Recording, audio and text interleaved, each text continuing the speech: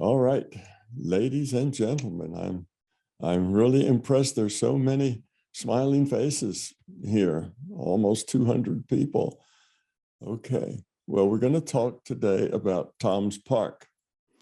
And basically, this is just a little explain to you what Tom's Park is, what it's good for, how it works, and to answer your questions about it. Okay, so let me just start with a little description of where it came from and what it's supposed to do and so on. Tom's Park kind of originated in my mind as a tool to help those people who seem to be stuck in their intellect. They can't get that intellect to sit down and be quiet. When they try to meditate, the intellect is still talking off and on. When they try to do the paranormal things, if they're trying to do that, they're trying to get information, trying to connect with other people, maybe mind to mind in telepathy, or just trying to be empathetic, experience other people's experiences so you understand the people you're talking to better, trying to get an experience, perhaps out of body, perhaps having conversations with other entities, the kind of things that people like to do to convince themselves that the MBT theory is actually real, that it works. You've heard me say many times that if it's not your experience, then it's not your truth. And if it's not your truth, you're kind of stuck with either believing it or not believing it, or just kind of leaving it on the sideline as an I don't know. So I give courses to people to help them make it their experience and therefore their truth. And many of these people, I don't know, maybe a third of these people, 2/3 at most, but typically about a third, have trouble letting their intellect go. And all the paranormal things are all done on the intuitive side of your mind. Your mind has two different ways of processing data, two different data sets, that ways that it connects and interprets data. One is intellectually with logic, and the other is intuitively. And the intuitive side is beyond logic. It doesn't use logic. It's just a knowing. Information comes. And because we live in a Western culture, our habits are usually on the intellectual side, because our culture values the intellect and doesn't really value the intuition very much, even if it begrudgingly admits that it might exist. So a lot of people are kind of trapped in their intellects, because unless you can let go of that intellect so that it doesn't intrude, doesn't start judging and analyzing and comparing and doing all those things that'll just knock you right out of those paranormal experiences. It just stops your intuitive flow when your intellect gets in and takes charge. So I thought of a way to help people who were having trouble developing their intuitive side, so that their intuitive side could be just as reliable, just as accurate as their intellectual side. Actually, in time, it becomes more reliable and more accurate than your intellectual side. Because though logic is a very precise tool, it very seldom has enough information to actually be very logical. It ends up having to guess most of the time, because there's just not enough information available. So Tom's Park, I envisioned it as a way that beginners or others that beyond beginners could develop their intuition, get their intellect to sit down and be quiet while they spent half an hour, or however long they wanted on that intuitive side. And if you've been to any of these courses of mine that helps you experience the larger reality, you will remember that I often tell you to, if the direct approach is having a problem, then try to lead with your imagination, because our imagination is a very powerful tool, a very powerful tool. We can create virtual realities in our own mind. That's what consciousness can do. Consciousness can create information. Information is reality. We get information and we interpret that information as our reality. So we get to create that information that we interpret as our reality, and that's called our imagination. It's a powerful tool. And the way we use that to help people, say, get out of body is that you start with a story that is very engaging. You make it up. It's your imagination. And if that story is interesting enough, if that story is engaging enough, and if it uses all of your senses, it's even better. It's not only just sight and sound, but also smell and touch and taste. If it engages you completely, then what begins to happen with practice is that you stop with the active playing all sides of all characters in your imagination. In other words, you stop making it up with your intellect, and it just starts to take on a life of its own. It just, the story unravels however it does. And if any of you have ever been involved in a daydream, that's generally the way it works out. This is not like a really strange, hard thing to do. Most everybody in their daydreaming, if it's a really interesting and engaging daydream, pretty soon, though they start out, say, making everything up, it quickly just takes on a life of its own, and the story unfolds and things happen and people say things and you react. And when that happens, look at where you are. When that happens, when the daydream takes on a life of its own and starts letting its own story unravel, then you are no longer here getting sense data. Well, let's put it this way. You're not processing any of your sense data. You are making choices, interacting. You are getting information. So if you're not making it up anymore, where's that information come from? Most of the time, it's coming from the larger consciousness system. That daydream is not all that different than that night dream. You're getting a data stream, because when you stop making it up and the story evolves on its own, typically that data stream you're getting is the larger consciousness system and probably you working with that larger consciousness system. It's an interplay of you and the LCS, making a story from which you can learn something, from which you can experience something. Okay, and particularly if it's something useful, something you're trying to learn, something you're trying to do. So I took that idea and I created a daydream for people. Basically, one that was hopefully so engaging and interesting and so much fun and had so many things to do in it that it would easily just take on a life of its own.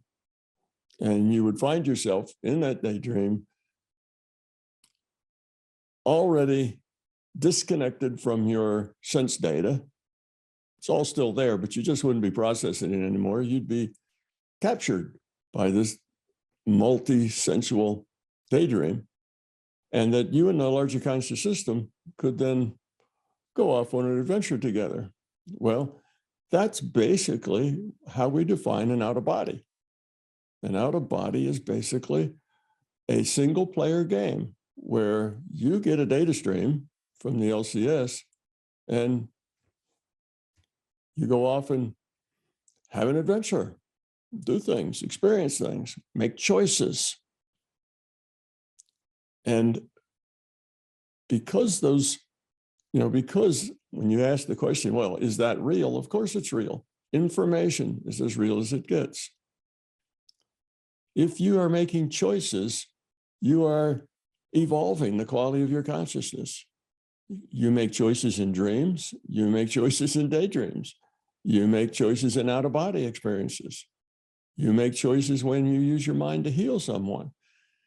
If you are making choices, then that's real. You're evolving. It's another virtual reality for which you can interact.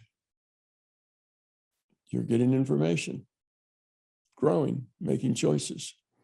Okay, so here we are. We are in this reality. Here we call our physical universe. And what are we doing? Well, we're sensing what's here, and we're making choices.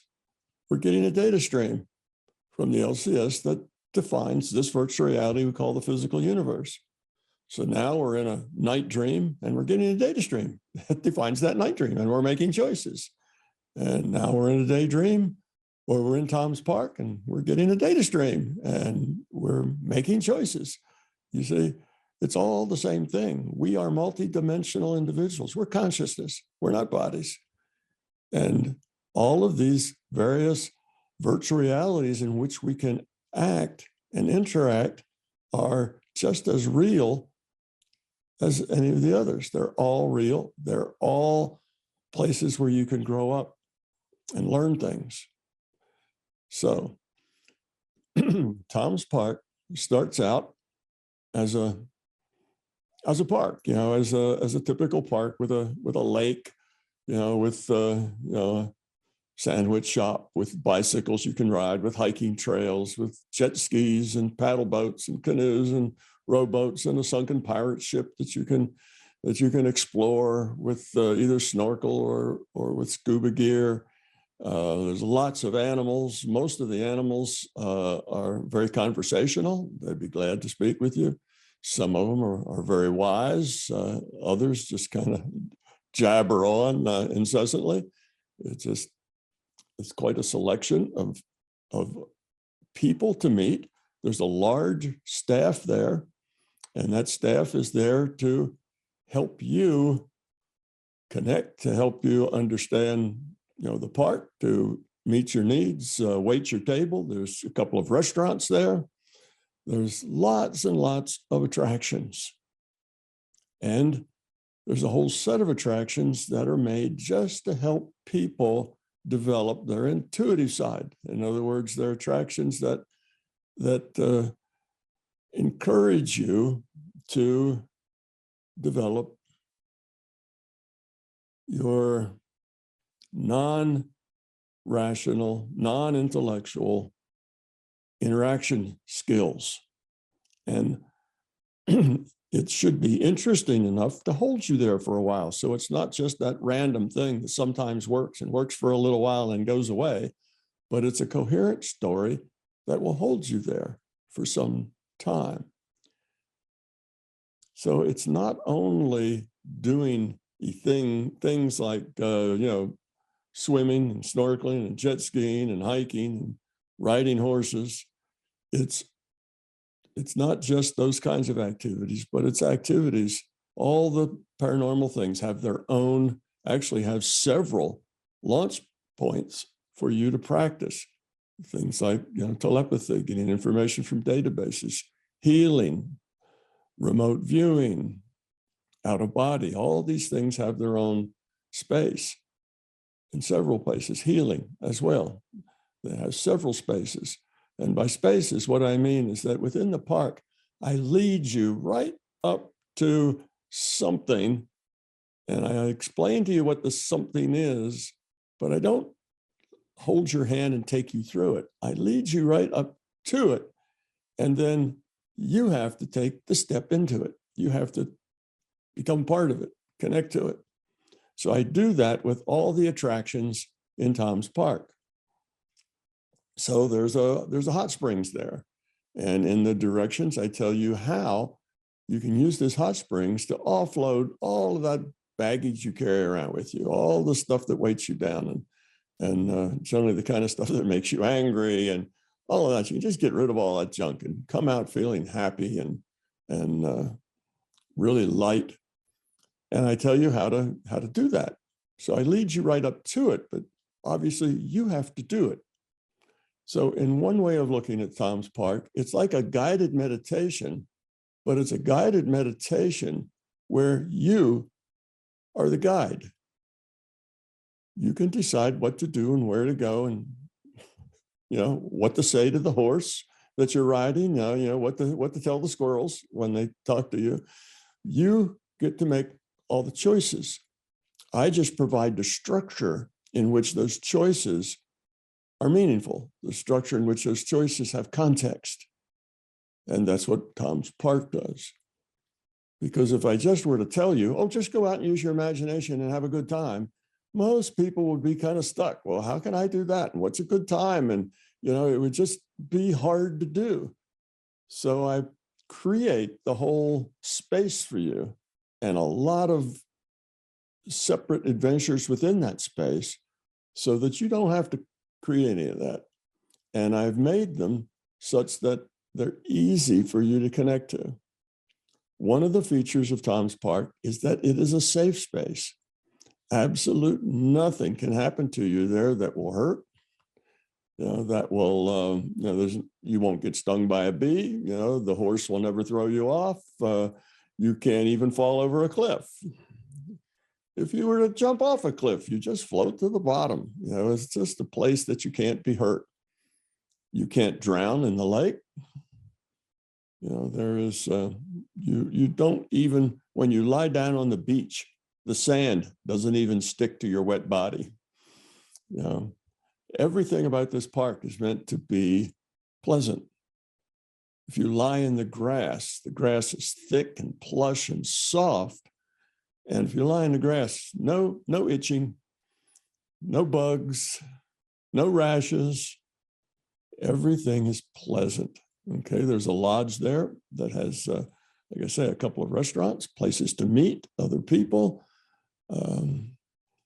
There's a room at the upstairs of the lodge that is called the Hexagon Room. It's got 6 separate rooms, all hexagons off of a center hexagon, and each one is specialized to one of the paranormal things that can be done with equipment and technology that makes all the connections for you.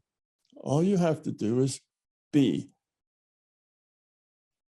Now, that's a real short kind of skim over the top of what Tom's Park is. Now, I have found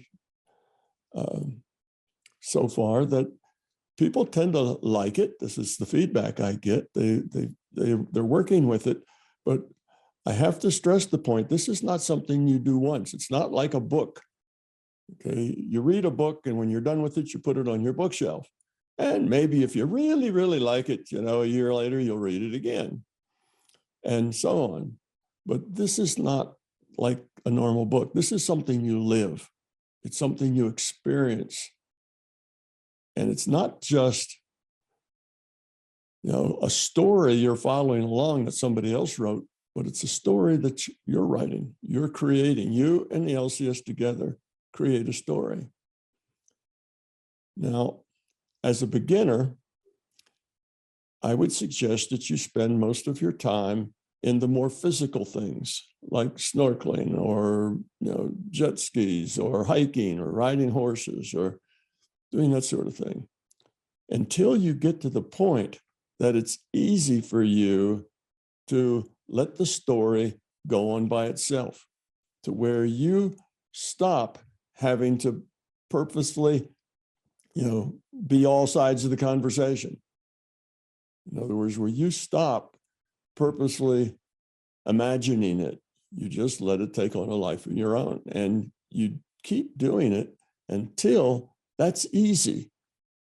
Now, some of you who are really tied very strongly to your intellect, you'll get in there the very first time and your intellect will make it up, and that's all that will happen. Well, that's okay.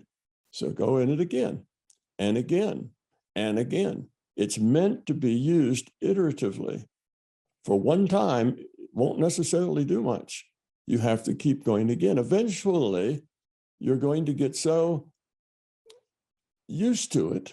You know, how many, times you go around the rubber ducky jet ski track, it's a very difficult track to run a jet ski around very quickly, or go, riding a horse through the meadows, or go hiking in the mountains. There's lots of things to see, both in the meadows and the mountains, lots of animals, lots of, natural wonders there for you to explore. But the thing is, if you keep doing it, it will become easy. It'll become almost habit, because you've been, say, around that jet ski track 100 times. Well, pretty soon, your ability to imagine that gets to be better and better and better because of all the times you do it. And guess what happens? You just stop imagining it and you just start doing it. And then it's you and the larger consciousness system interplaying with the game. And then it's just the larger consciousness system, as the thing just takes off and goes places that you couldn't even imagine. You see? So that's the transition. So you start with the more physical things until you get to the point that the story does just go off on its own. Maybe because you've done it so many times, you're so familiar with it, you don't really have to think about it anymore. That's the point we're trying to get to, where things happen that you don't have to think about it anymore. And because it's a story, it has inertia. It's going someplace. Things are happening. You see? So it makes a great way to make that transition from your consciousness, your imagination, to an out of body, to an experience that is not here in this physical matter reality, someplace else, but someplace else where you can see and hear and smell and touch and taste, get involved with other people, and learn things. Because when the system sends you that data stream, even if it's a data stream mixed up with your own, if that system sends you that data stream, it's going to send you things that are useful to you, that are helpful to you, that are going to help put you in situations where you have to make choices, where you learn. Okay, so that's the general idea of the park. It's a tool. It's not just a book to read. And it's not just the information you get from the book isn't the point at all.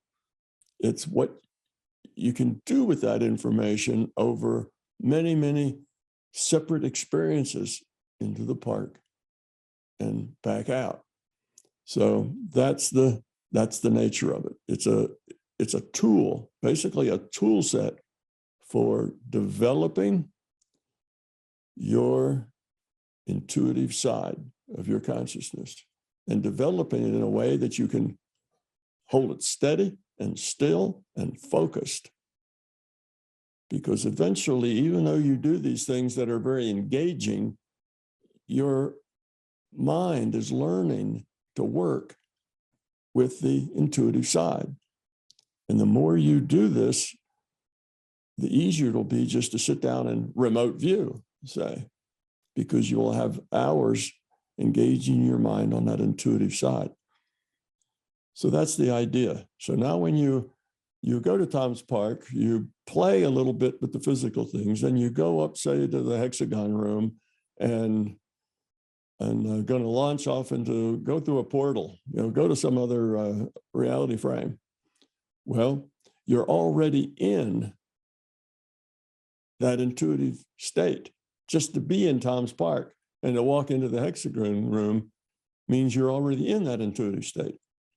You don't have to sit down and try to find point consciousness to get in the right state first before you do your out of body. You're already there. So you just get into the right room, pull on the headset that comes down over your head, look at the buttons on the arms of the chair, and follow the directions. Push the buttons, follow the directions. When you're healing, I'll put you in a room that has all the technology in it that computes the probability distribution of the possibilities. That's the thing you're trying to change with your intent. You're trying to modify that future probability. Well, that probability is computed someplace. And actually, it's computed right there in that room where you're going to be doing this. And you will have technical connections right to that set of, probability calculations. So anyway, it's just got lots of different things in it. It would take me more than an hour just to, list all the things that are there. But that's sort of what the park is. It's a tool to use iteratively over years. I can see that you could use this, maybe intensively for, I don't know, months and months until you got your intuition up to the point that it was reliable. I see that you could use it for years and years as well. It's a great way to create a special space for you to experience in and grow up. And it's not only things to do, but people to befriend, people to talk with. There's lots of, like, one of the things there is a fear clinic. You can go to the fear clinic in Tom's Park, and in that fear clinic, you'll be assigned, a therapist, if you like. And you will interact with that therapist for as many times as you want to return. And of course, this being a friendly park that is never painful, you never have to wait in line. You never get there and find out that your therapist is busy with someone else. Never. Your therapist is always there for you whenever you visit Tom's Park. So the various rooms you go into in the hexagon rooms and so on, there's never a time when you go there and there's no space for you. There's always going to be a space for you. That's the nature of the park. And it's got some handy gadgets in it, like you get on your horse and you ride and you ride and you ride, and now you don't know where you are. You don't, whatever. There's you can always teleport home. There's ways to teleport home that don't require you to know where you are or be able to follow the breadcrumbs that you made a trail with. You don't have to worry about that. You can just go home. So I've tried to think of everything to make it safe. And the only way that you can find negativity in this park is if you bring it with you, if it's your negativity. All the staff there are low entropy beings. They're not perfect beings. They're like us. They have attitudes, they have lives, they have histories and backgrounds and experiences, and they are just like us. And they're just like us in every way imaginable. We are us. We are a piece of the larger consciousness system. So you can say we're a subset of the larger consciousness system, and that larger consciousness system gives us free will and we make choices. Well, these staff are the same way. They're pieces of the larger consciousness system. That system gives them free will and they make choices. They are an extension of the LCS, just like we are, a piece of the LCS, just like we are. Okay. Now, if you would like the LCS to be more helpful for you and your learning and your growth, this is also a good way to do that, because the LCS is going to be available to create a data stream for you every time you go to Tom's Park. And every time you interact with staff there, it will be aware of what you're doing. It can be aware of what you're doing now, but now you're one of 8.5 billion people, and it doesn't really keep up with everybody in detail all the time. That's not useful. But when you're in Tom's Park, you're going to be one of a small number of people who frequent it often, and it will know just exactly what you're doing and how you're doing at it, and be as helpful as it can when it creates those data streams for you. Okay, so this is a way to get a good working relationship with the LCS as well, because you work at directly. Matter of fact, one of the attractions is you go to a place where there's a phone that's connected directly to the LCS. You just go in, pick up the phone, and as soon as you pick it up, that initiates the ring. It starts to ring, and you will get a representative of the LCS, direct line to the LCS. Go in there anytime. Learn the name of that person. You know, is that person's name George? Well, hopefully there's only one George there. You better learn the last name too, because you're going to be coming back and coming back. And if you and George really seem to do well, then you're going to ask for George next time. Some of these people that you meet are going to become friends of yours, good friends of yours. It's a place where you can be authentic. You can try out all different ways of being and interacting, because it's all upside.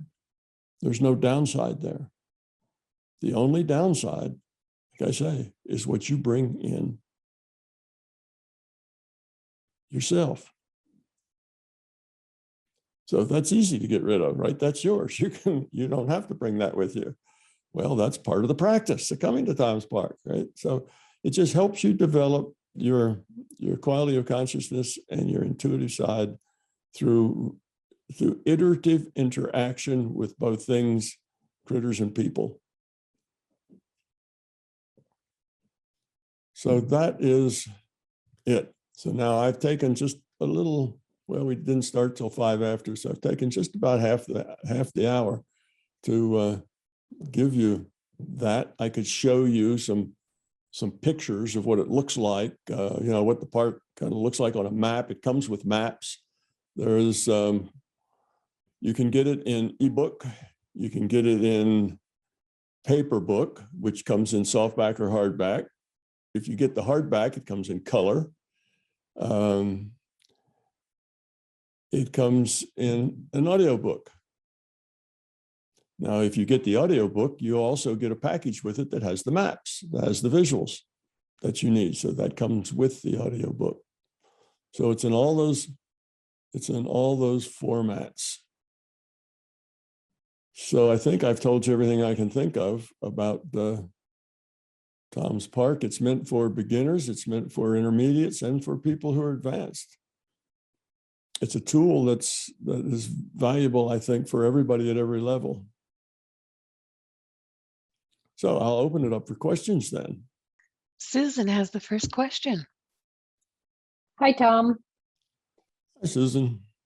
So my question is, when I go to Tom's Park, I tend to add features. For example, I can fly. I don't fly, you know, at high altitudes, but I can fly like a couple of feet off of the ground and sort of float around. And when I go swimming, I don't need scuba gear because I can breathe underwater. Is that allowed in Tom's Park? Absolutely. You should be creative in Tom's Park. I've created a basic structure for you, but you should add your own structures to that as they seems value to you. And actually, you talk about flying. You know, if you go to the travel agency that's in Tom's Park, one of the trips you can make is you get to fly around the park, anywhere in the park, all through the mountains or whatever. You get flight. So that's just one of the trips. You can beam up to an alien spaceship as well. There's lots of trips that you can take in this travel agency. That's just a couple of the things there. But yes, use your own creative abilities to create things that work for you. I'm giving you a basic set to start with, but if you add to that, that's good. And what happens is that whenever you come back to that park, it'll have all those things that you put in it, or your abilities that you give yourself there, like to float just above the ground and move around, or to breathe underwater. It will have all those abilities in it for you.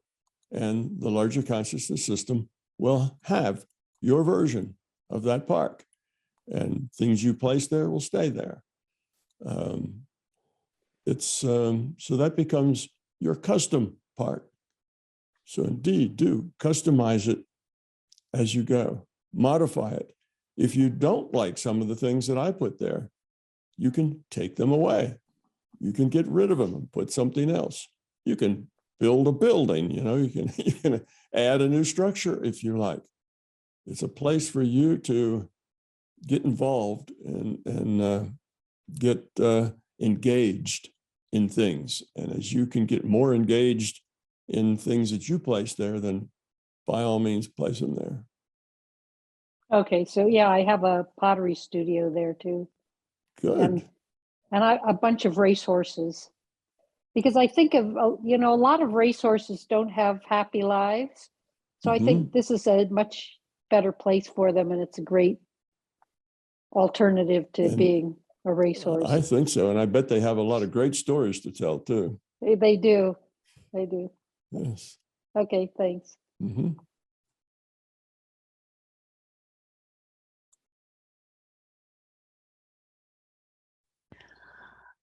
Dave, go ahead.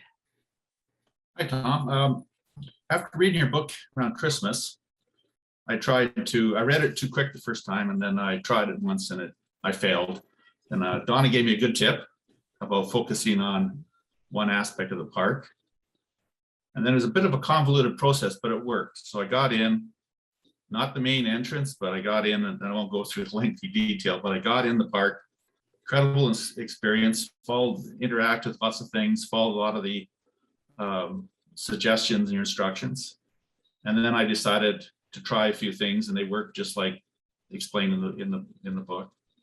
And then I decided to exit, and I said, "Well, this is great. I can come back anytime now. This was easy."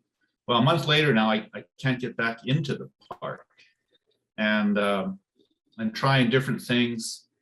Trying to use my imagination different ways. I'm trying to sit up in a chair, try to lay down, sleep, but there's a lot of distractions, right? That you typically at night, if you're in bed, you'll hear noises, traffic, or other sounds, and just trying to get some other suggestions about, what would you advise for people like myself? Like, how do I get into that park?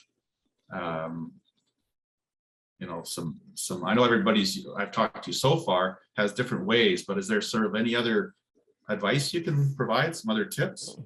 I'd say that if you have trouble getting in, what you're having trouble doing is imagining.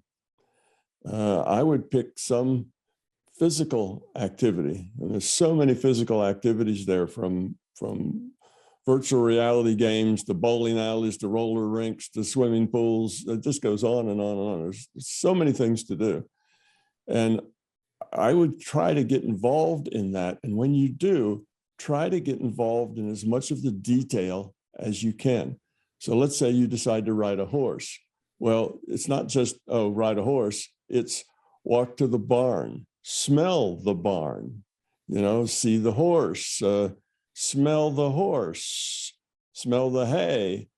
When the saddle gets put on, you can hear the leather squeak, like it always does as leather rubs against leather.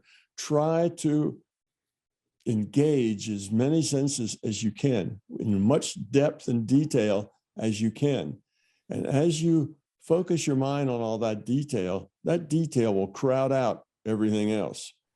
Now, if you have a problem, then just keep doing it. Each time it'll be a little easier, because each time it'll be ground that you've already gone over. You've already done that up to that point. Well, take it a little further next time. And the next time, take it a little further. So don't get frustrated. That's the worst thing you can do. If you get to the point, I just can't do this, I just don't seem to be able to get in there, and you get frustrated with it, that frustration will prevent you from going there. So be gentle with yourself. Don't call yourself bad names because you're just trying something that should be easy and it's not.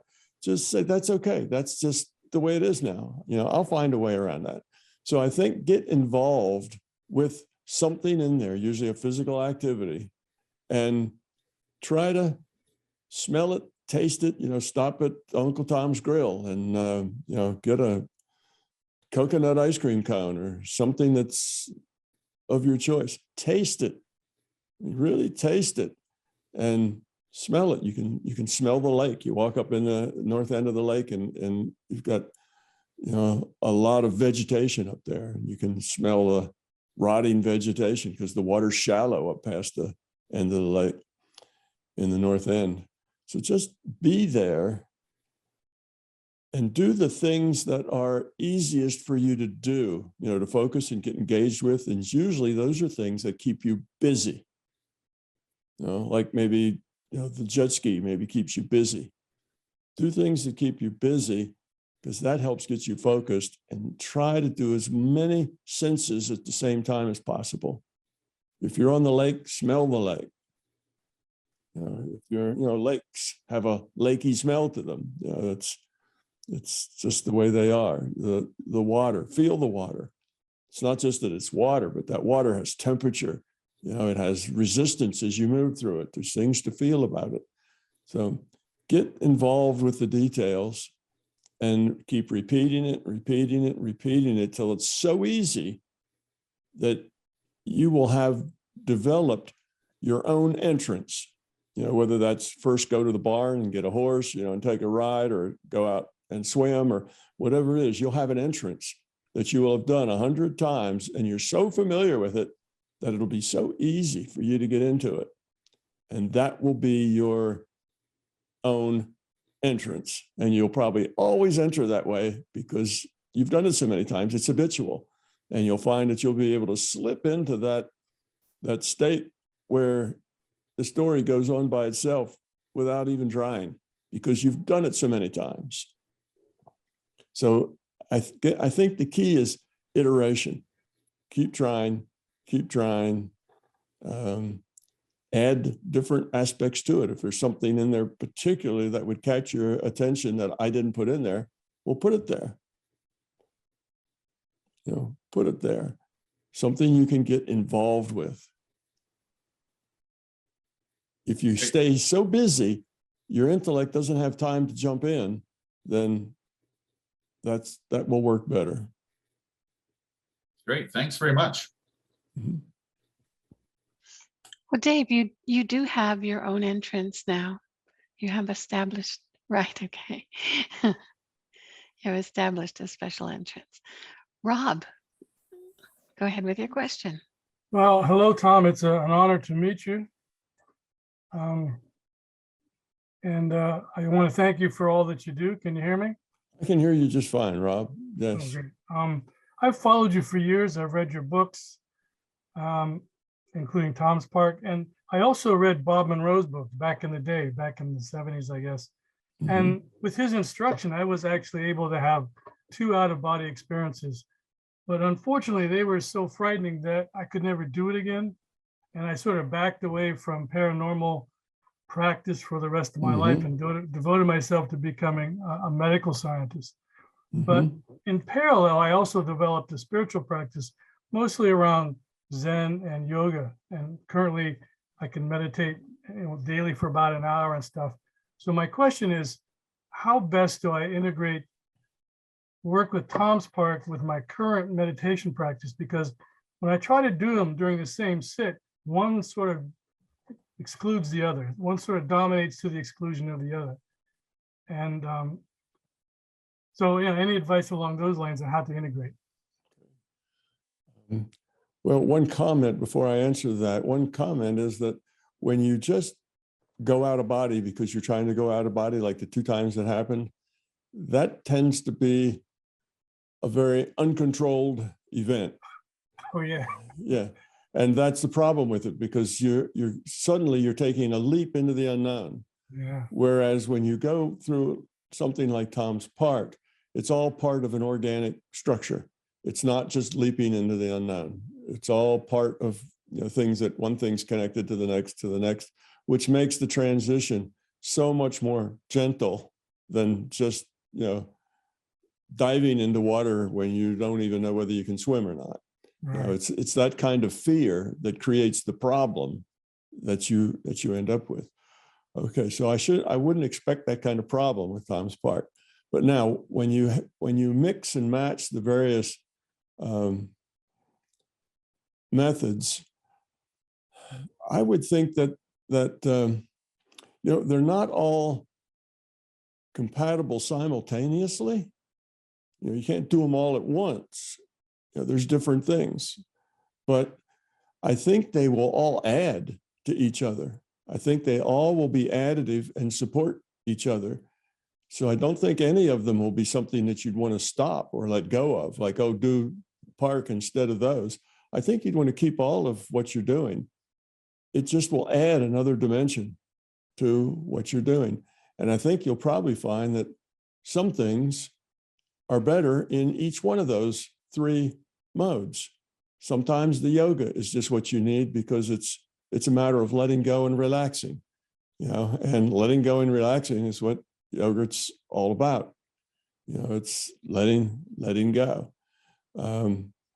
If you are more active and would like to heal, somebody you care about who's having an illness or something, then maybe you'd want to go through the Tom's Park and do the healing things and go to those places that are set up to give you the tools to make it easier for you to be more effective as a healer. So I'd say use them all, just not all at the same time, perhaps. Now, some of them may be that they would go together. I suspect just a meditation in Tom's Park would work fine together, but I think they'd be for different things. If you were going to meditate and just go to point consciousness and just be in that deep relaxation and gather that energy, well, you don't want to be zinging around on a jet ski. That kind of gets in the way of that, So it's use them all for what they're meant to do. And I think you'll find them all good additions. I think you'll find that the Tom's Park is fun, besides being helpful, and it will give you more of that one-on-one with the LCS as far as the information and the connection goes than maybe the other two do. I don't know exactly how you do your others, but I'd say just make room for it as a separate practice and use it when it seems that that's best. And when the others seem best, use the others. That makes sense. Thank you. Does it feel like a lucid dream? Yes, very much feels like a lucid dream or an out of body is what it feels like. Out of body and lucid dreams are basically the same thing.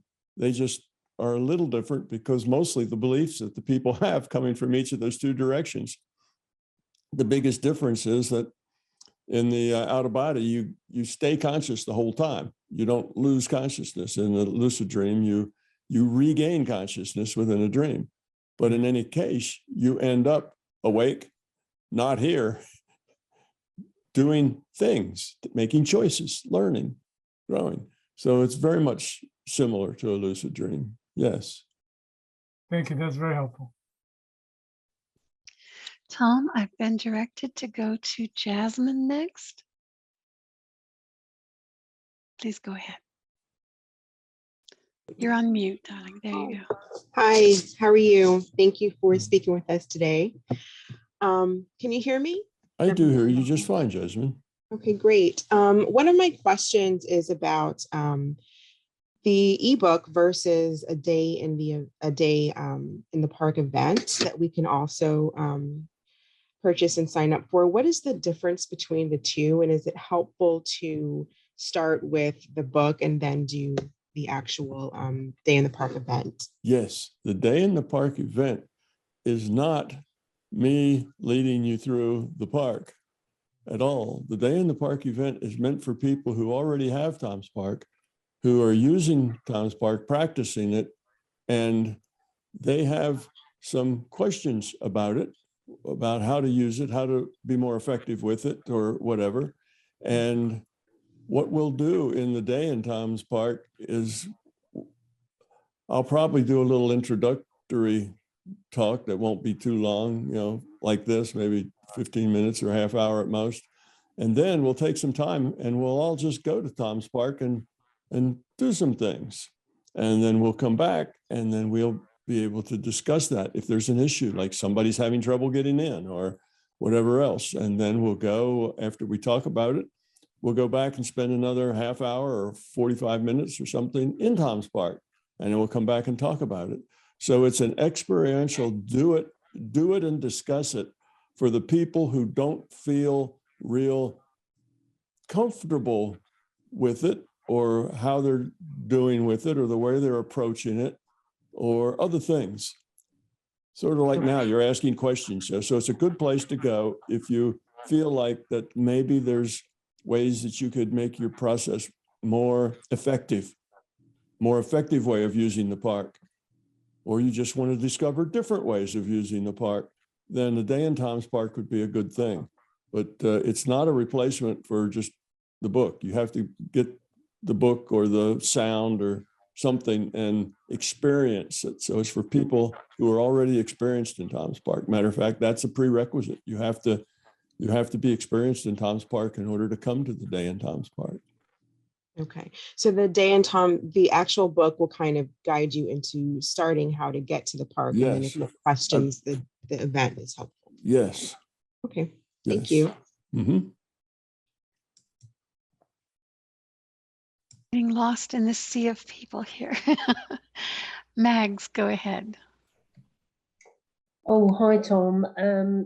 Thank you for giving the talk tonight, because there was lots of things that I wasn't too sure about, and I think you've clarified a lot of them. My main question is, how did you construct the park? And did you have to have meetings at the LCS? And how did you recruit the staff? And are they, on Earth, or are they on the other side? And I'm definitely going to try it. I'm going to buy the audio book. But I suppose in my head I thought it would be something like the multiverse. A little bit like you'd have an avatar, that sort of thing. But obviously it's just on the meditation. And I don't quite understand how you're going to see all the other people in the park, or will I just start off on my own in the park? Okay. Well, the people that you'll interact with in the park, for the most part, are going to be staff. Okay, and the staff were all recruited and put there by the LCS. The LCS has agreed with me that they would support the park and create data streams for everybody who's there, open for a data stream. So you will get that data stream, and the LCS will be paying attention to you if you're in the park and you start off on some adventure. It will start that adventure with you, and then eventually kind of take over the data stream. So all of that's been kind of prearranged. I created the park based on, I wanted to do something to help people who are having struggles with their intellect getting in the way of developing their intuitive side. And I started thinking about ways that would make that easy for them and tools that I could create. So I created the park with that idea in mind. And then actually after that, the park created itself. I just wrote it down. It created itself pretty much. And I have various, like I said, I have various things to do in there. There's places that you can, like the travel agency, where you can go, into the past or into the future, or, beam up to a spaceship, or fly around like a bird, in the park. There's kiosks in there where you can walk through the kiosk and come out an 18-year-old. You'll have all your memory, all your understanding, all your quality, everything will be exactly the same, except your physical body will be that you were at 18, or I think 35, or I don't know, somebody, I give you 3 ages that I let people pick through. If you're younger than those ages, you'll end up being a little older if you pick an older age. If you're older, you can pick a younger age. So there's just lots and lots of things to experience. There's multiple ways for healing to take place. There's a movie theater there where you'll get to watch your own past lives if you like, or anything else that's in the database. You can put it up on the big screen in front of you. Just a lot of things to do. Listening rooms with music. You can just go listen to music if you like. But I encourage people to connect to the staff. So when you go there, the staff will be the people that you'll meet. Now, there may be some others walking around besides the staff, and they may be people that the LCS just puts there. You probably will not see other people, who are park users like yourself. It's pretty much like any out of body. It's a single player game. So it's you in the park. Now there's lots of other people there, but there's staff, there's animals, there's the lake, there's all kinds of things to do there, but it's a single player game for the most part. Now, if you want to meet your physical friends there, then you can try to arrange that, but that will be a hard thing to do and still have, to get it a multiplayer game.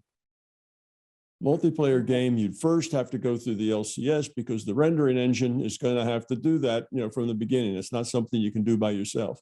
You have to get the LCS to decide to do that with you. Probably not an easy thing to accomplish, but who knows? The LCS does some strange things sometimes. It may agree and put you in a multiplayer game.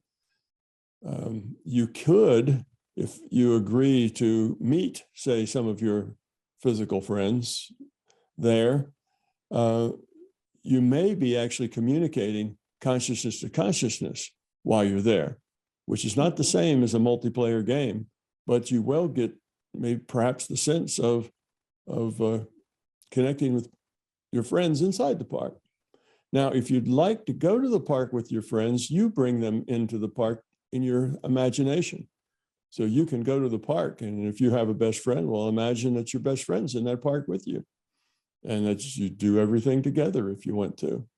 So that's all right too. And then later you could even ask your best friend, and they may even remember pieces of it, or they may not, depending on your mind-to-mind connection. Okay, that sounds great. Yeah, I'm excited to give it a go, and it would be a brilliant tool for me. Yeah, it gives a certain amount of structure to people in this developing their intuitive side, and that seems to be the main thing that's lacking. When you just take people and say, all right, what you do is quiet your mind, get rid of all your sense data, and then just go do it. There's no structure there. And they get hampered by not knowing what to do, because it's not about doing, it's about being. And this structure makes it much easier to get past that transition point. Okay, thank you. Hello, Sarah. Go ahead with your question. Thanks, Donna. Hi, Tom. I haven't made it to the park, but I think it's a long story, but I think I might have connected with a peer therapist from the park. So I wanted to ask, is it possible to use some of what the park offers without actually going to the park or making it to the park? Yes, once you get, let's say you go there and do you'll get a therapist there if you go to that particular part of the park where there's the fear clinic. And there's lots of other places where you're going to meet staff. I mean, you can go to the park and just want somebody to go to, to have dinner with. And that's one of the staff will come and you will have dinner with them, or just take you don't want to just ride the horse by yourself. You'd like to go with some people. Well, then you'll have staff will supply those people. So you'll meet and interact with a lot of people in the park. And if you want to interact with them in other ways that doesn't necessarily center itself in the park, that's fine. That's not a problem. Of course, you can do that. Thank you. You're just enlarging the park into Thanks. your own space. That's good. Thanks. Consuelo. Yeah. Hi, Tom. Yeah. I think what you're doing is great because for 3 reasons. Number one, it's part of your theory. So it's a great idea to do this to sort of reinforce the idea of virtual reality. But also, I applaud your trying to get people to realize their intuitive side. But there's another side that I think that we have really not spoken of, and that's the creation of increased empathy in the culture. I really think that we need that. We need more empathy in our culture. So I would be happy if you could tell me how you think Tom's Park can be a part of increasing empathy in our culture. That's the first question. Okay, well, Okay. let me do that one first. All right. I'm an old guy now, and I may forget the first question by the time you're done with the second one. So All let's right, just all do right, them. Let's just do Okay. them one at a time. Empathy is an intuitive function. Empathy is not the intellect. It's not fact-based. It's just information-based. You just know. Mhm. So if somebody is going to become more empathetic, the only way to do that is through their intuition. It's an intuitive skill that you have. So just developing your intuition makes things like empathy a whole lot more possible. Because if you're all tied up, if you live in your head, you're all tied up in your intellect, then empathy is not possible because it's not rational. It's beyond rational, super rational. You can put it that way. So you just can't go there. Whereas if you learn to do this, to develop your intuition, then empathy is something that would become available to you. Now, you can't make somebody be more empathetic, but if the tools are available, more people will pick them up and use them, if they're available. So that's the connection between Tom's Park and empathy. Is it'll make the empathy will be a tool now within reach of people if they spent some time in Tom's Park. So, okay, second question. You have access to the LCS, and therefore you have access to the probability database. How do you see Tom's Park evolving? What are the probabilities of how Tom's Park's going to evolve? Well, I haven't looked at the details. I don't do that. I just live my life the way it comes, one day at a time, try to make my best choices. I don't really look in the future database to see what's going on, but I do peek at it once in a while to see whether it's worth putting effort into something. And I looked at Tom's Park and I thought, oh, I think this is going to help a whole lot of people. I think it's going to be a very useful tool for a lot of people. It's a whole different way of approaching meditation. It's a whole different way of approaching paranormal. It's a completely different way of just getting to know yourself. It not only involves stuff, horses and lakes and things, but it involves other people. You're going to make friends in Tom's Park.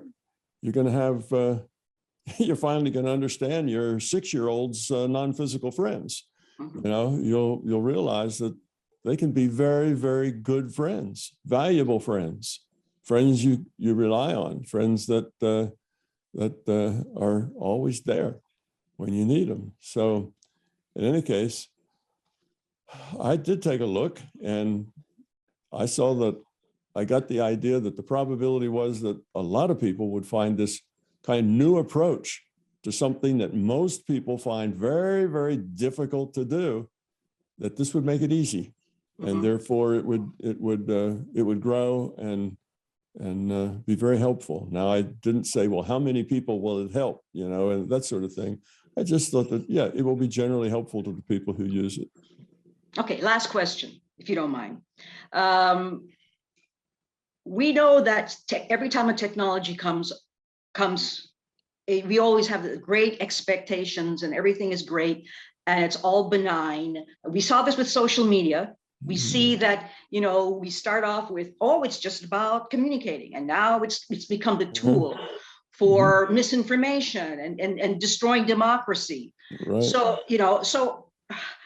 what do you see? How do we prevent this same phenomenon from happening with virtual reality? That's a very good question. I did think a lot about that, particularly when I added the staff to the park, for the relationships to develop. I thought about that a lot. But like I say, the only negativity you'll find there is a negativity you bring. So people know that going in.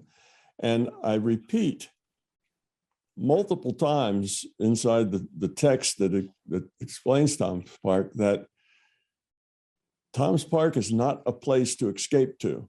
That was my first thought of a downside, of a negative, that people would find Tom's Park to be so pleasant and so positive and so light and so much fun that they wouldn't want to come back here to this very stressful, sometimes ugly, sometimes harsh world. They'd say, I'm just staying in Tom's Park because I like it better there. Well, that would be a problem.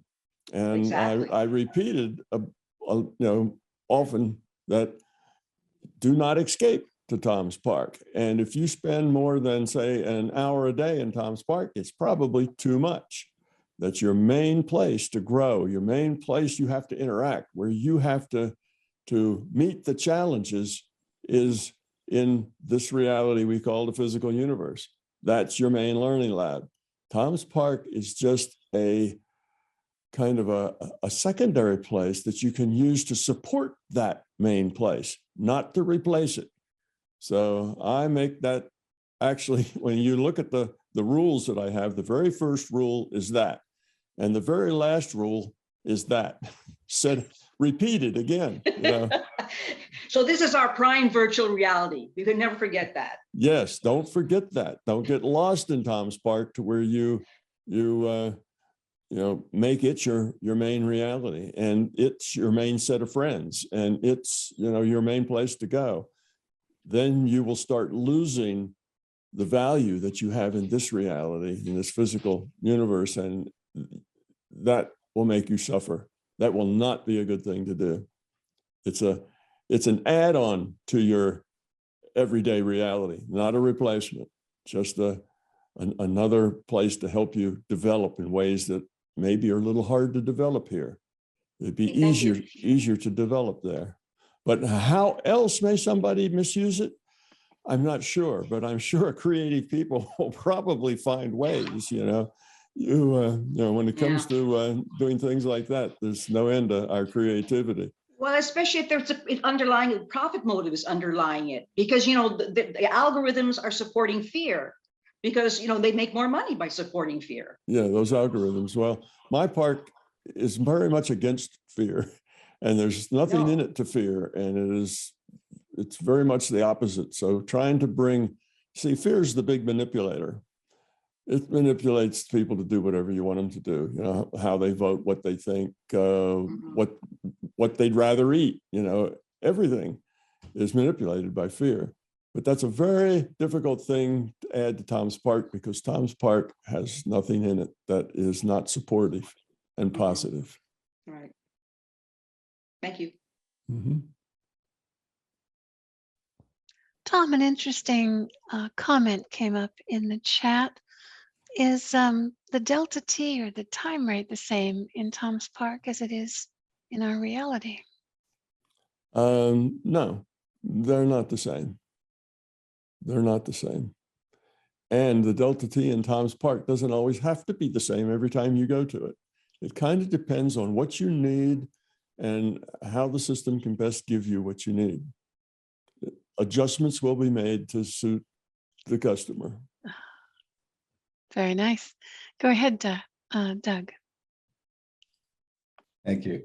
Thanks, Tom. I appreciate the new tool for us to use.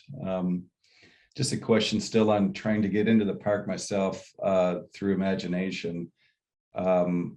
What appears happens when I use imagination throughout the day, it seems like pretty effortlessly, but when I try to use it with getting into Tom's Park and I close my eyes, there seems like there's movies going through my mind's eye, but it doesn't focus in on what I'm trying to imagine. So if I just try to imagine being on the jet ski and going through the park or walking walking on the sand and things like that, the visualizations don't necessarily match up. So I didn't know if you had any suggestions on how to push through that. Yeah, pretty similar to what Dave asked, the very first question. But I'd say try not to make it a visualization, just a visualization. Try to make it multi-sensory. When you're in the water, don't just imagine water. Feel the water. Feel the pressure against its skin. Feel the temperature. Feel it splash in your face as you swim. In other words, don't make it a kind of a cartoon copy of swimming. Make it actually being there. Smell it. Taste it. It just engage in it as much as possible. What that does is make it more real. As long as it's kind of cartoon-like, then it's hard to get into that. It's not nearly so engaging as if you bring all the rest of the detail in. So try to make it as real as possible in detail. And if that's tough going, just keep at it. It'll get easier and easier. So you go through one and maybe you're on a jet ski or you're swimming or something, and that was just so because your mind was here or there. Well, you do it again and you do it again and you keep doing it each time, trying to make more detail. More getting lost in it, more just being there, not looking at it, but being there, being in it. And the more you work on that, the more tries you give it, the more iterations you go, that will get easier because each one's a little practice. The next one, you'll go a little further, and don't be impatient. It may take a while before you find your entrance, before you create a process by which you enter. So I'd say just get into the detail and don't think about what you're doing. Just do it, be it, smell it, taste it, engage in it. And if you can only keep that going for a minute, well, that's all right. It's a minute. Next time it'll be a minute and a half, and then it'll be a little bit more. So don't be hard on yourself because frustration is poison. Frustration makes it not happen. Just keep playing with it and go a little further, get a little more involved, try this, try that. All of this is an experimental science. Just experiment with it. Well, let's try this. Let's see how this works. Let me just, dive out of an airplane and land in the middle of Times Park with a parachute. You can do whatever comes to you. And it's an experiment. That didn't work. Oh, well, try something else. Try a different approach. Try something a little more subtle than, parachuting in. Try to just don't do too much at once. Do one thing. Maybe you just go to the beach and just swim, and you just do sand and water for a while until that becomes real, becomes really real. You can feel it. Then broaden out to something else. Thank you. I appreciate that. Hello, Joe. Okay, when you go to the logic of systems engineering and the logic of virtual reality that you presented, and it kind of helped me understand the behind the scene cognitive engineering, because normally, in the system engineering community, the cognitive engineering is more like there's a black box over there. They don't know how it happens. But you're able to put the intellectual process and then the intuitive process, how they feed into our cognitive system to provide an output. One of the questions I want to ask is, let me see. So do you hold the view that understanding the consciousness is key to play a big role in enterprise systems engineering? I know I may go off a little bit, but I've been curious to ask you this question for forever. Well,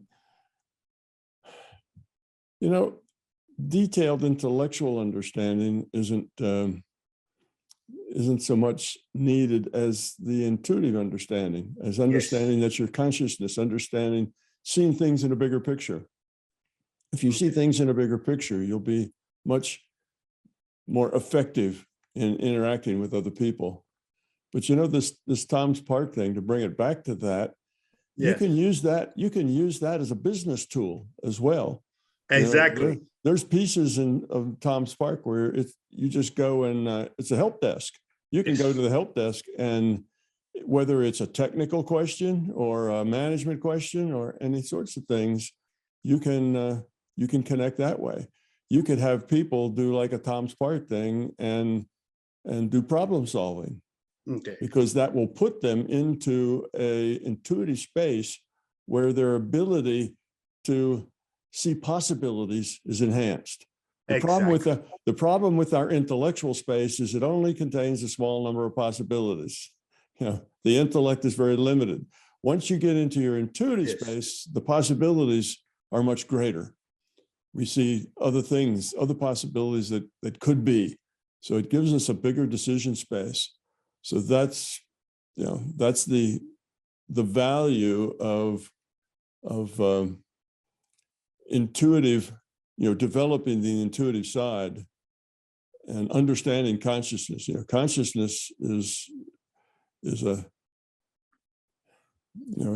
thing much bigger than physical stuff. Yeah. It's a much bigger thing. So being able to touch that bigger thing and work with it, even in a business sense, it's very helpful to have that. I can imagine somebody could go make a Tom's Park business model, where it's a matter of people going on, and solving problems and doing business and interacting with other people. You could produce that kind of thing. And matter of fact, this idea of building structure for people to work in intuitive space, may take off into other fields. It's hard to say, but it's a possibility. It's not just this field. It's suited to this field very well of consciousness, development, consciousness evolution, but it actually could be a part of a lot of different fields. Yeah, I agree with you because actually I am doing a research in the human systems engineering, and the way they approach it now, is very limiting because it's more like intellectual-based systems engineering. So I am able to go into that intuitive space to see all the possibilities. Mm-hmm. So with that in mind, with the business model, you can show people, even engineers or other. What I mean is that other systems like the lady was talking about democracy. So I look at it as a democratic system. So what are the components of the democratic system? You have the political, economic, religion, all kind of stuff, like the science and the philosophy and then the theology. They all come under the roof of consciousness. So it makes good sense. To me, the way you explain it. Okay, good. Yeah. Cam, please go ahead. Thank you. So, Tom, this year, I really want to start a consistent meditation practice with the goal of developing my own faculties, and strengthening my mind and being able to get information eventually. So now I'm wondering if, let's say I were to put a certain amount of time aside each day, like for the sake of the question, let's say 1 hour. Now, is that 1 hour, is it better spent doing traditional meditation with binaural beats, trying to achieve point consciousness? Or is that 1 hour better spent doing a Tom's Park meditation? Well, that depends on you, Cam, and just where you are and what you need and so on.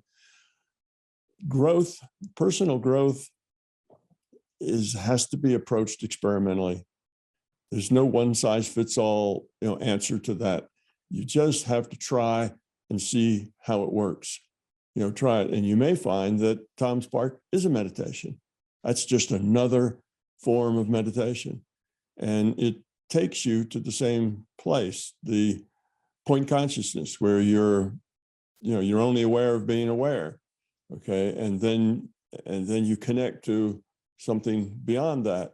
Well, it kind of takes you through that. But if you want to linger in that point consciousness state, then you'd probably do more traditional meditation. But if you want to just get to that state and move on through it, then the Tom Spark would do better. So it kind of depends on what you want. But Tom Spark can just be seen as another way to meditate, because it does put you into that same sort of state. If you had an EEG on when you're in Tom Spark, a lot of your energy would coalesce down into the theta region. But there'd be other differences, but it's a similar thing. But just try them and see. Try it and see if you'd see what works the best for you. I would think that there's advantages into a lot of different methods. You may be in this, for this instance, for what you want to do, you might be a traditional meditation, maybe the thing you want to do. For something else, if you're going to want to do a paranormal thing, then maybe Tom Spark is what you want to do. If you just want to, in general, develop your intuition so you can get more empathy or more connections with people, then probably Tom Spark would be a better thing to do. It just depends on what you're after, and use them all. Don't throw anything away, because you get something else that's new. Just don't throw things away until you actually don't get any value out of them. And then don't throw them away forever. You can come back to them later. Sometimes value reoccurs. Are the binaural beats compatible with a Tom Spark meditation? Sure, absolutely. You can wear binaural beat and do the Tom Spark with the binaural beats on. Not a problem. You can do it without them. I would say that people should probably try to start without them, see if they can do it without them. If that's a little difficult, then put on the headset, put your binaural beats on and do it with them, because that will help put you in that theta state where you are more intuitive. It kind of helps put you in the right state. So sure, those things are compatible, but try it every which way you can think of, and then do it in the way that works best for you. Right. And from the discussion today, I'm seeming to get the understanding that, please correct me if I'm wrong, but it seems to me that you're saying that Tom Spark can be a shortcut to point consciousness. Well, yeah, it's short point to get to it and go beyond it. It doesn't linger in point consciousness. But what is point consciousness? Point consciousness is when you let go of your sense data, basically, and your mind is empty. Okay, so that's point consciousness. Okay. Well, when you're in Tom Spark, you've let go of your sense data. You're there, not here. So you already have accomplished that, but you are active. You do have thoughts. You're interacting with people. You're going places. You're doing other things. So you just pass right through that rather than linger in that state and just experience nothingness. You're just letting go of all your sense data and keeping right on going. Is one of those experiences more valuable than the other? No, they're all valuable. And it depends on you. What's valuable depends on you. So again, try them all and see what's more valuable, and then try them again, because what's more valuable for you is going to change. As you change, your tools will change. I see. Yeah. So there isn't, don't feel like there's a right way and a wrong way, and be afraid that you're going to do it the wrong way. Okay. Just do it the way that it comes. Just try things, see how they work. Then try something else and see how that works. And then, sorry, go ahead. Yeah, and there's multiple tools and ways to meditate. So pick the things that work best for you with what you're trying to do now, and reassess often. Every 6 months, try different things. Be a kind of a trial and error scientist, and try it all. Stick with the good stuff. There isn't a right answer. Everybody's different. So, there's maybe an answer that's a best process for you, but only you can find that. And you can only find it by trial and error, just by trying it out. I see. And then if one, again, I understood from the earlier discussion that once you have some, I guess, proficiency with exploring the park, the imagination part will die out, and not die out, but fade away, and the intuition will come in instead. It does that. When you start out, you're like 100% imagination when you initially get there. All right. And then as you get involved in things, you maybe are only 70% imagination and 30% you're getting data stream from the LCS. And as you get more and more into it and more lost on it, that ratio changes. And eventually you're at 100% data stream from the LCS, and your imagination isn't working anymore. All your data is coming from the LCS. And when you first start, that transition from all imagination to no imagination may take a little time. You may have to do it 50 times, but eventually you'll just get in and bingo, you'll be done. Your imagination will be the first half a second. After that, you'll just be attached to a data stream. It'll get that easy. And does the same thing happen if you were to do a traditional meditation and achieve point consciousness? Would you achieve the same result? Yeah, if you did that, you could achieve the same result. It's just which one helps you get to that result more easily, which one best suits you and the way you think and the way you feel. Yes, you could get to the same point in any of those, with any process. You could get to the same point. Some are just going to be more effective for you than others.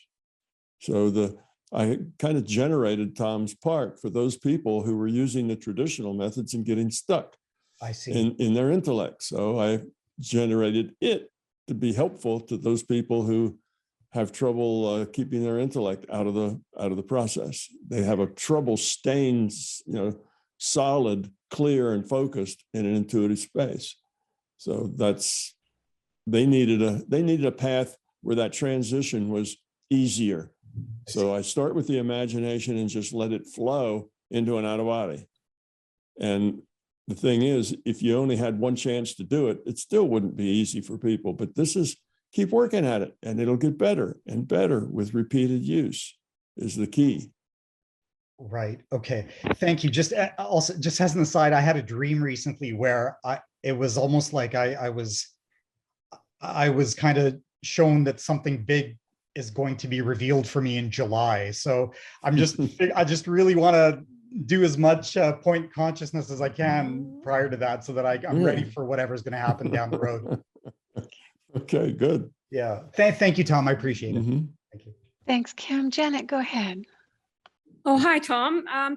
I've met you 3 times, twice in Vancouver and once in Lumley Castle. Oh. And my objective was to go through point consciousness and have these experiences.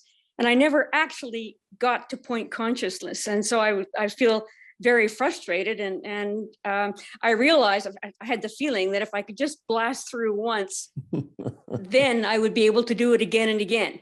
But I wasn't able to get to do it once. In fact, I think I even wrote Keith once and said, can you ask Tom to just come and drag me through it once? If I can just reach it once, I know I can go back and do it. But I can't seem to get that first experience. And so I was very excited when you said earlier at the beginning of this webinar that you could actually, you didn't need to reach point consciousness, because I never reached it.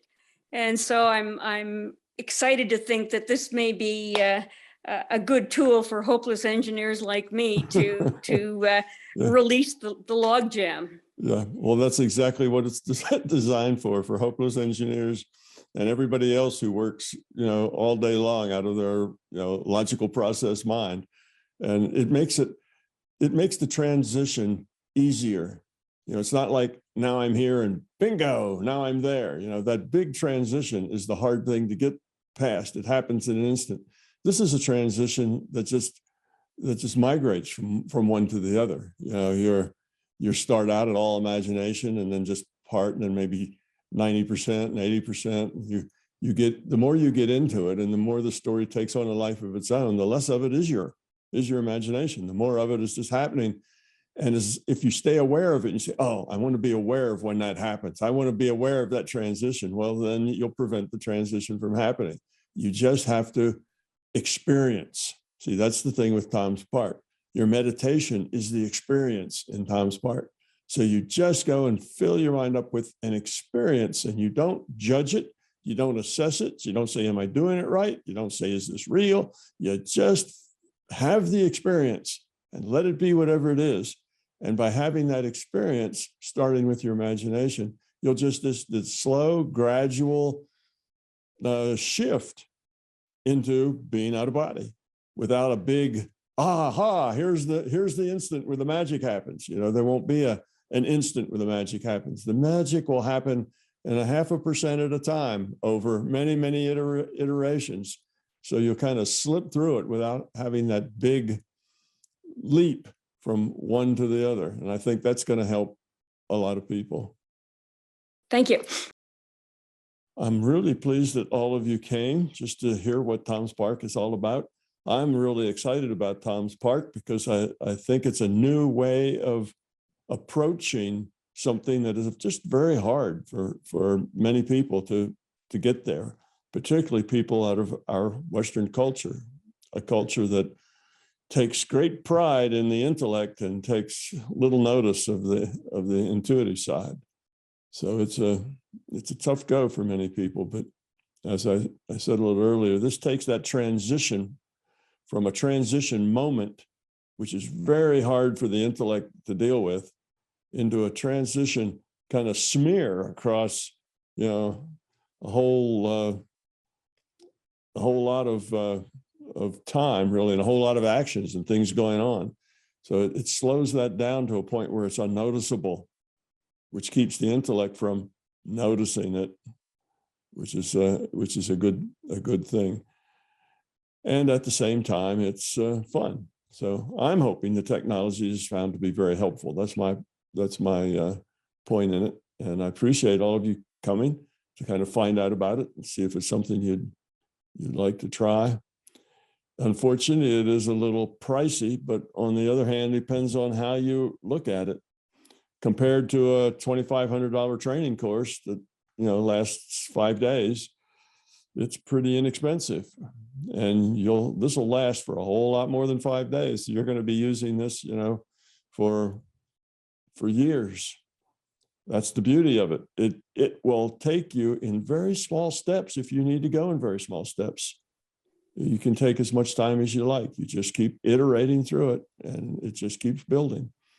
So it's a tool set, actually, not a book. I mean, it's presented in a book, but it's really the tool set for developing your intuitive side. And it's very hard to find tools for doing that. They just don't seem to be available. Mostly you either have it or you don't. And it's really hard to make that transition. It shouldn't have to be that way. Everybody has an intuitive side, and everybody should be able to access it and deal with it profitably. So thank you for coming. I appreciate it very much. Thank you, Tom. Thank you, Tom. Thank you. And Thank you, everybody. Thank you so much, everyone. you're very welcome. Bye, everyone. So long, Bob. Bye.